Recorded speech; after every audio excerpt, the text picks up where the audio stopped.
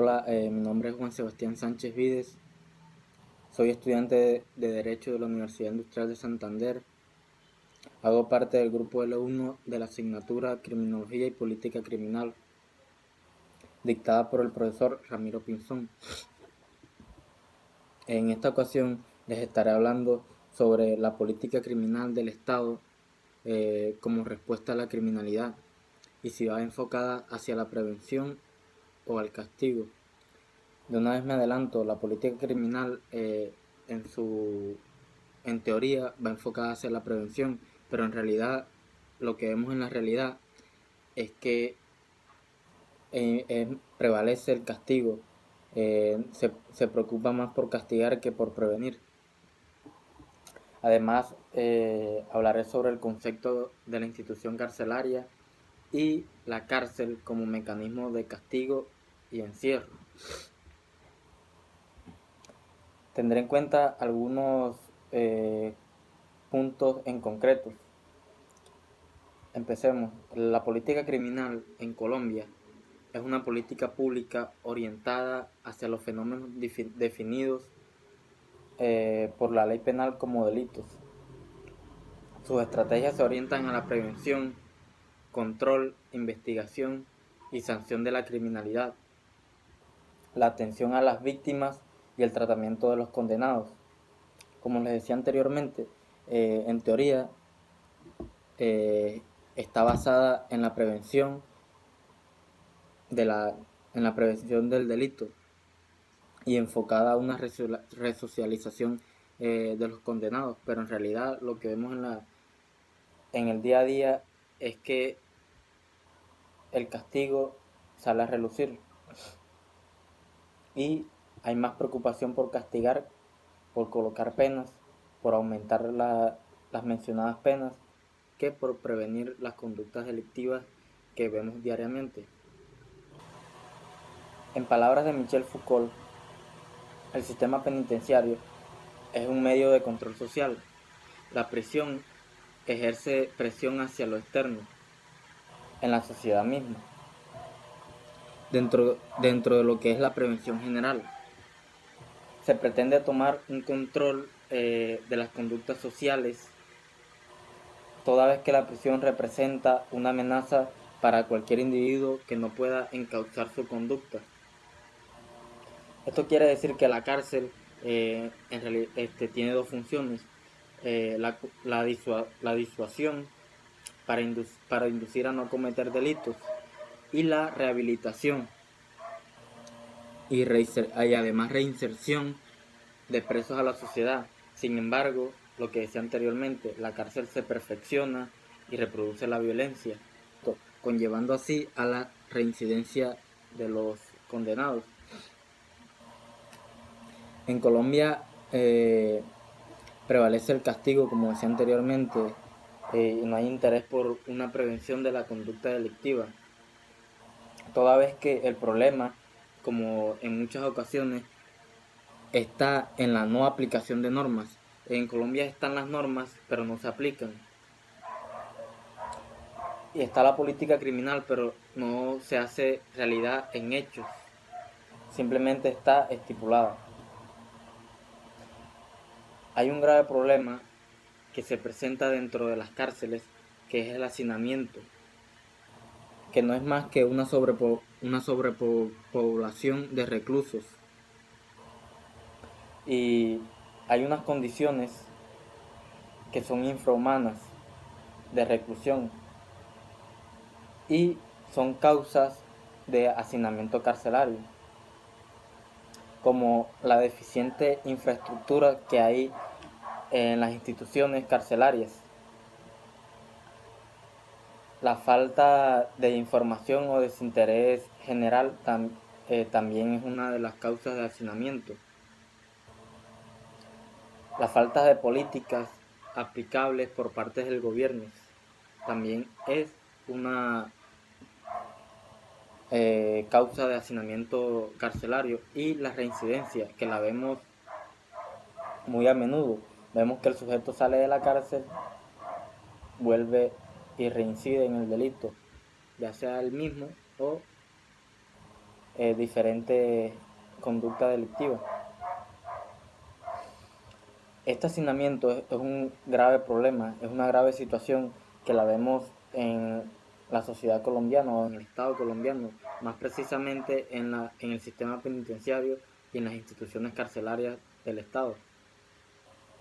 El grave hacinamiento trae una vulneración de derechos fundamentales debido a una sobrepoblación penitenciaria que puede presentar diferentes problemas como la discriminación dentro de la misma cárcel, enfermedades, violencia, insalubridad, falta de acceso a servicios básicos y la falta de seguridad.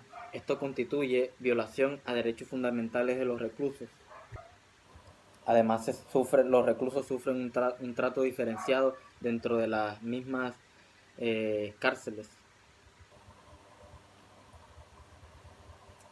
Hay dos conceptos que los puedo relacionar de la siguiente manera, como es el concepto de estado mínimo y poder punitivo máximo. El estado mínimo constituye un gobierno mucho más pequeño, restringido a la prevención de interferencias con derechos fundamentales de individuos, en lugar de ser el principal entrometido e intervencionista. Hay una tendencia liberal que defiende los derechos fundamentales, que son la vida, la libertad y la propiedad privada. Son tres pilares fundamentales que defienden los liberales. Los miniarquistas, como son catalogados las personas o los individuos que se consideran defensores del estado mínimo, aceptan el uso de la coacción social o coacción estatal mejor para defender esos derechos mencionados como la vida, la libertad y la propiedad privada, pero simplemente para eso, porque no aceptan que el Estado tenga una mayor intervención. El poder punitivo del Estado consiste en la facultad sancionatoria de que dispone el Estado para imponer una pena a quien ha infringido una norma jurídica. Ello representa una emanación de la soberanía y no un mero derecho subjetivo de punir. El poder punitivo es una función del Estado y yo la relaciono con el Estado mínimo de la siguiente manera. En cuanto a dentro del Estado mínimo se pueden aplicar penas a quienes infrinjan el ordenamiento jurídico. Además, el Estado vela porque se cumplan y se respeten los derechos fundamentales de la libertad, la vida y la propiedad privada, y a quienes infrinjan y transgredan estos derechos, el Estado va a imponer sanciones que puede ser mínima o máxima. Se relacionan en cuanto el Estado debe defender los derechos fundamentales dentro de un Estado mínimo, y a quienes infrinjan y transgredan estos derechos se les van a imponer sanciones dependiendo a la gravedad, puede ser máxima o mínima pena. En el caso de que los reclusos estén en riesgo por COVID-19, pueden interponer el mecanismo judicial de la acción de tutela, que es una garantía constitucional que tiene toda persona para recurrir ante las autoridades judiciales con el objeto de obtener protección inmediata de sus derechos fundamentales. Además, en otros casos, como cuando el recluso siente que fue detenido de manera ilegal y son violados algunos de sus derechos, y además se siente en riesgo por el COVID-19, puede acudir al mecanismo judicial del habeas corpus, que constituye que es un derecho fundamental y a la vez una acción constitucional que tutela la libertad personal. Cuando alguien es privado de la libertad con violación de las garantías constitucionales o legales, o ésta se prolongue ilegalmente. La falta de preparación es una grave situación general, y la falta de operador judicial puede constituir en problemáticas posteriores, como condenar a alguien inocente, tomar decisiones arbitrias que no estén basadas en fundamentos normativos o en fundamentos auxiliares, además en fundamentos de interpretación de la ley. Y esa falta de preparación puede ayudar a el incremento de la población carcelaria y además a indicar penas que no sean las indicadas. Esto puede contribuir al hacinamiento carcelario. En el sistema penitenciario en Colombia no se cumplen las funciones de la pena que estipula el artículo 4 del Código Penal, que es la reinserción social. Y esta es entendida como un proceso sistemático de acciones orientado a favorecer la integración a la sociedad de una persona que ha sido condenada por infringir la ley penal. ¿Por qué no se cumplen? Porque en realidad no hay un enfoque o no hay una materialidad de rehabilitaciones del individuo, conllevando a un fenómeno muy conocido como el de la reincidencia.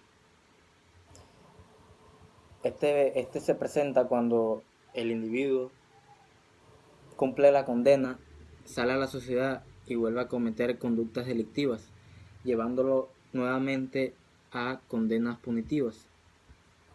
¿Pero por qué sucede esto? Porque no hay un tratamiento penitenciario orientado a la resocialización. Además, en las cárceles no hay lugares suficientes para llevar a cabo el proceso de resocialización de las personas. Y no puede haber una transformación del individuo, porque no se cuentan con aspectos básicos como los sanitarios, ni áreas adecuadas para las actividades cotidianas como comer o descansar. En realidad las cárceles sí van enmarcadas dentro del concepto de castigo, porque no importa la resocialización o la reinserción social de la persona, sino simplemente castigarla. Además, juega un papel importante la corrupción que hay dentro de los centros carcelarios o de estas instituciones. Esta corrupción no permite que se accedan o que los reclusos accedan a los servicios básicos como a las medicinas y los alimentos, y lo cual conlleva que predomine la violencia, la arbitrariedad y los abusos dentro de las mismas instituciones carcelarias. Porque dentro de estas instituciones existe un negocio que están por lo suyo, donde con ánimos de lucro no permiten que los recursos destinados a estas instituciones lleguen de manera suficiente y de manera idónea. En Colombia, como conclusión, para que en realidad haya una reinserción social, funcione de buena forma el sistema penitenciario y así evitar el hacinamiento, que es un grave problema que se presenta en las instituciones carcelarias aquí en Colombia, es necesario que haya una reforma estructural institucional que abarque muchos principios, y no solamente se quede en la teoría, que no solamente se quede estipulado ahí en la norma, sino que también se apliquen. Por eso hablo de una reforma estructural, porque es necesario que se reestructuren las instituciones carcelarias, donde los presos puedan tener seguridad y tener eh, servicios básicos, además comodidad, y que se le cumplan con espacios para la rehabilitación social y esto conlleve a una reinserción social verdadera. Pero es necesario que dentro de las cárceles hayan trabajos que en realidad sirvan. Y para que la cárcel deje de producir delincuentes debemos, entre todos, como sociedad, construir y aplicar una verdadera política criminal que tenga como respuesta la prevención y no el castigo, teniendo en cuenta principios fundamentales que eh, ayuden y materialicen la prevención de conductas delictivas. Muchas gracias.